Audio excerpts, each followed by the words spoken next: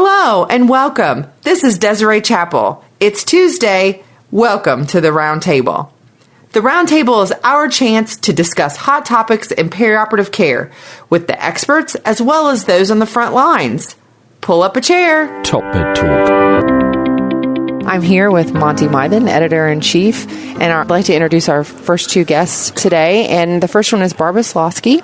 She is the director of the Perioperative Medicine Summit and an internal medicine physician from the Medical College of Wisconsin. And we also have Dr. Stephen Cohn. He's the co-director of the Perioperative Summit as well, and an internal medicine physician from the University of Miami, the Miller School of Medicine. So thank you, Dr. Slawski and Dr. Cohn.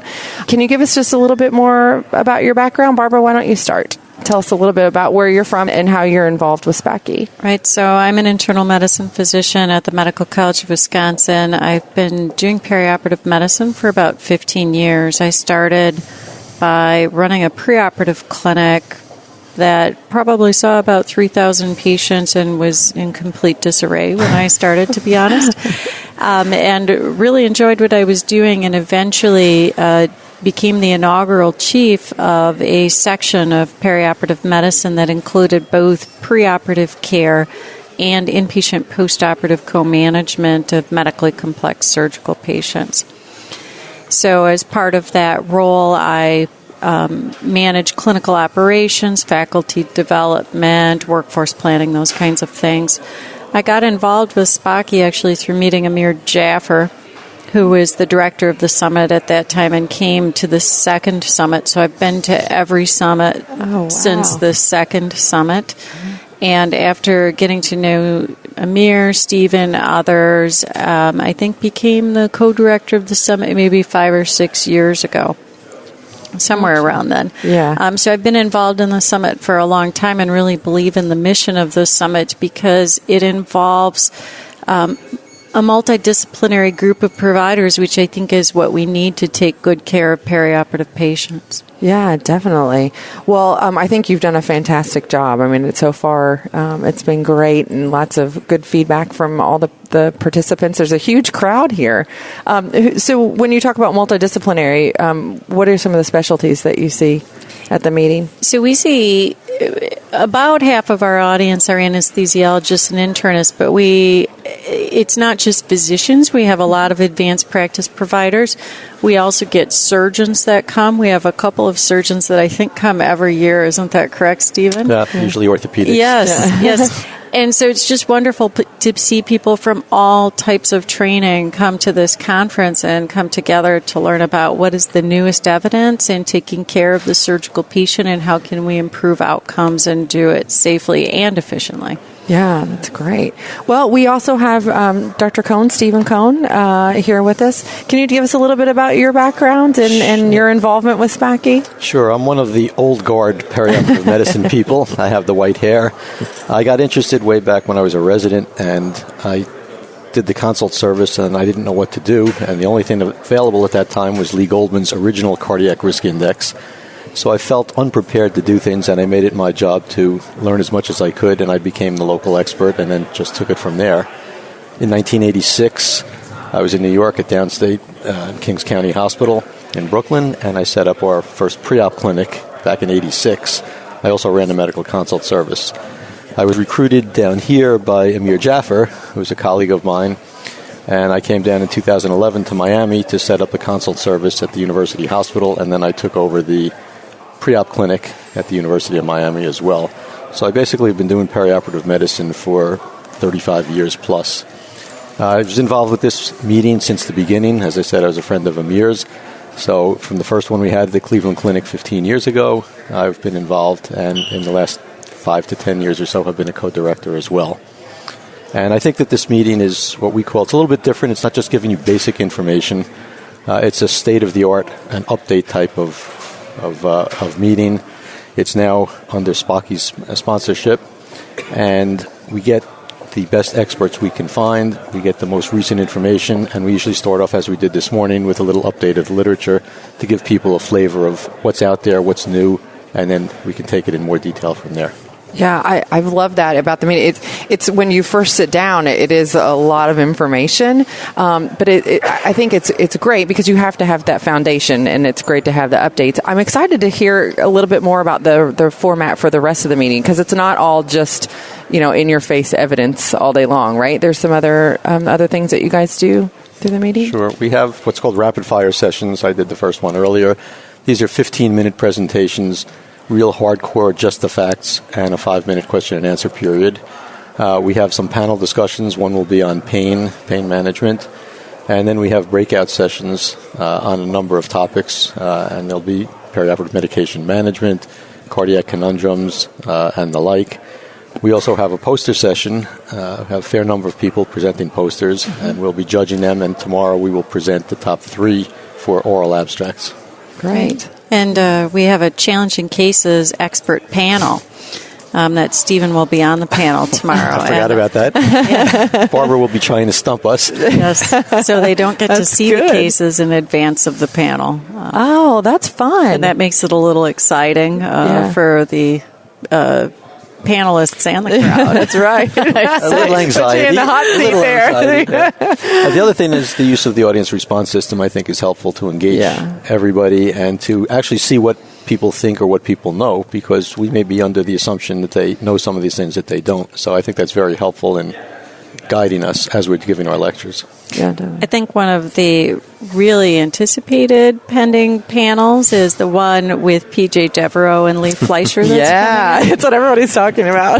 To look at the difference between the guidelines and understand the evidence that shaped the guidelines and why they're different and the different perspectives on that evidence. And I'm really looking forward to that one myself. Yeah. And is that specifically on MINS? That's a separate topic on Manage and MINS. Yeah. He'll give a separate talk on that. Oh, that's right. Yeah. And the Frank Machado lecture. Frank Machado was one of the people with Amir Jaffer who started the summit. Ah, gotcha. And unfortunately, he passed away several years ago from colon cancer. But he was one of the first hospitalists at the Cleveland Clinic, and he set up their big impact center there, and has been involved with perioperative medicine and hospital medicine for the latter part of his career. So the memorial lecture is being given by Daminda Vijay Sundra, and he'll be talking about the METS trial and how that fits in and how that may reshape guidelines as well.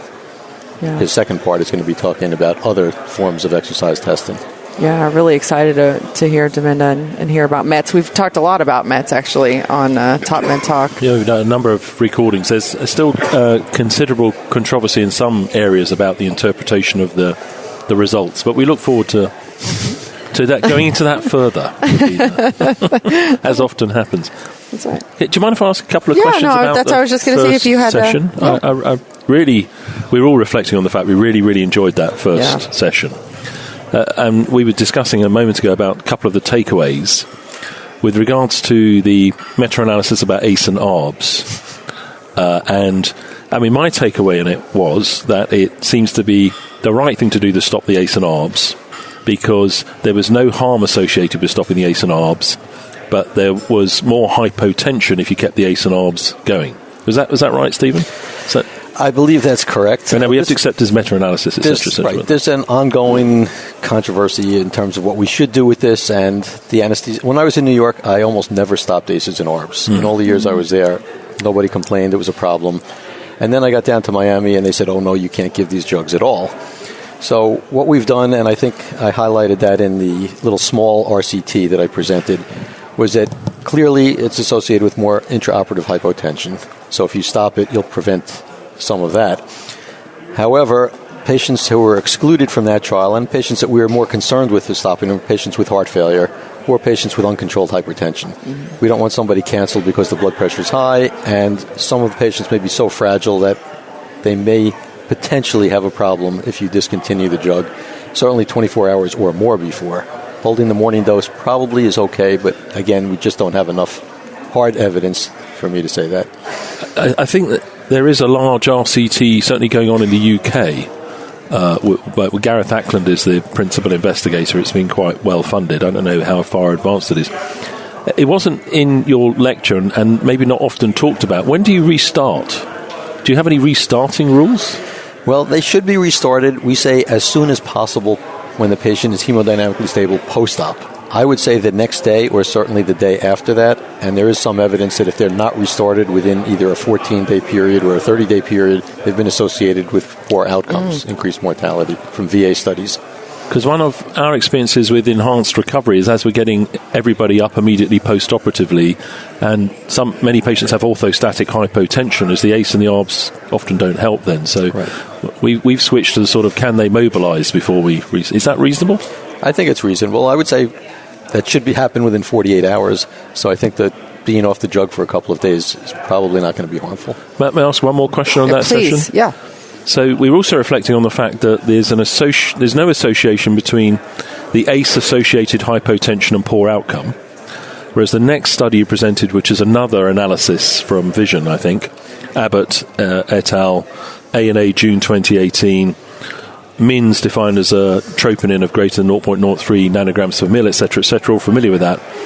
Tachycardia and hypotension, this time with a systolic of 100, was associated with a poor outcome. So there seems to be a disconnect between those two observations.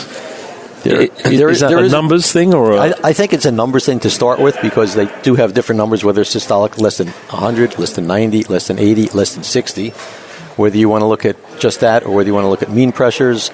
And I think that that's going to be a potential problem when you try to compare one study to another. The other thing from the Vision study, I believe, is that it did show potential for harm, but it was a composite endpoint including MINS, and it barely made statistical significance, whereas none of the individual components were statistically significant. And if you substituted MI for MINS, the whole composite was not even statistically significant. So again, a lot of controversy. What should we do? It would be nice to have that randomized controlled trial where we know what's what and we have a defined number for hypotension and complications. Yeah. And I'll add one more, but this time it's for Barbara. Do it. Yeah. I think it was in your session, Barbara, was the aspirin. Yes. Which aspirin? Yeah, the aspirin. Aspirin versus the DOAC. Because we were talking about the DOACs, we went through the other trials, but in particular, I think you presented the results of a large observational study from Denmark, I think it was. Is that right? Retrospective, 42,000 patients, primary total... Oh, the total knee arthroplasty and and VTE prophylaxis, yes. And what I took from that was aspirin seems pretty good as a... Non-inferior in that study, yes. Can you expand on the study a little bit more, so I'm clear as to what my real takeaway should be and how it might change my practice? So this was a study where this was actually in the Michigan Arthroplasty Registry. Okay, we're talking about the VTE prophylaxis one, where the authors or the clinicians in this study used the American Academy of Orthopaedic Surgery guidelines, and they could choose between aspirin or anticoagulants as their choice of VTE prophylaxis. So the authors lumped any anticoagulant into a single group and compared that to aspirin as, for VTE prophylaxis for efficacy. The baseline characteristics of the study populations were a little bit different, as far as the number of bleeding disorders and VTE history between the groups. So that's a limitation of this study. But between aspirin-treated patients and anticoagulant-treated patients, there was no significant difference. So they concluded that aspirin was non-inferior.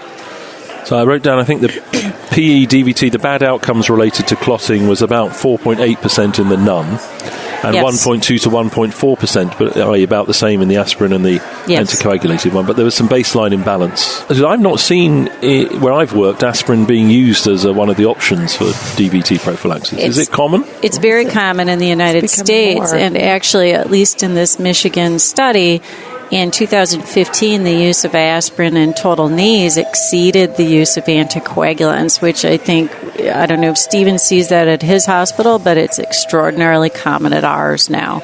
The surgeons seem to prefer this. Interesting. There have been some other studies, though, preceding this one looking at anticoagulants and aspirin.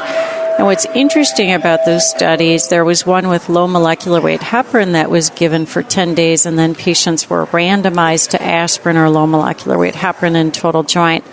The other one was rivaroxaban, where patients took that for 5 days. Then they were randomized to either aspirin or rivaroxaban, and aspirin was non-inferior, but you have to remember that they received that anticoagulant drug before randomization. Gotcha. So this is the only one I've seen that compared aspirin truly to anticoagulation.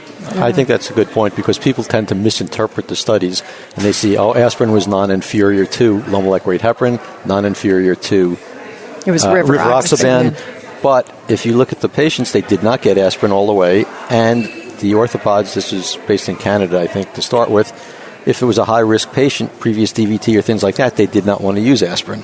So they would still use low molecular weight heparin or one of the DOACs. Yeah.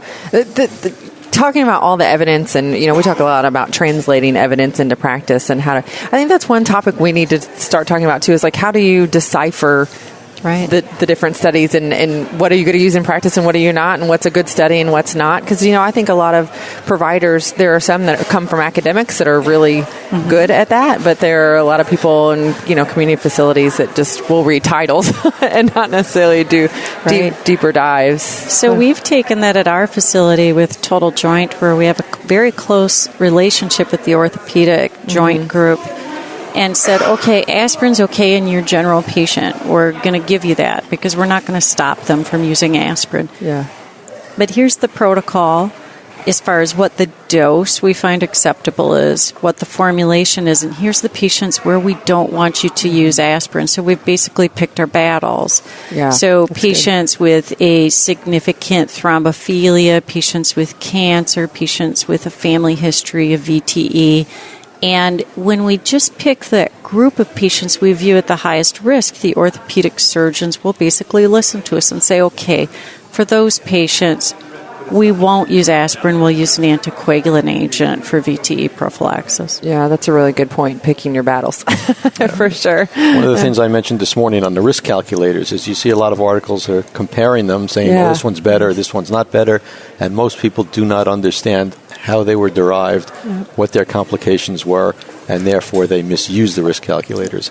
So it's the same kind of thing. The anesthesiology paper that came out had an editorial that said you can't compare apples and oranges necessarily, but most people won't read the editorial. Yeah, they'll just read the first take. I like that you said that, for sure. Thank you all very much for sitting down with us. Thank you. Thank you. All right, great. Top Cheers.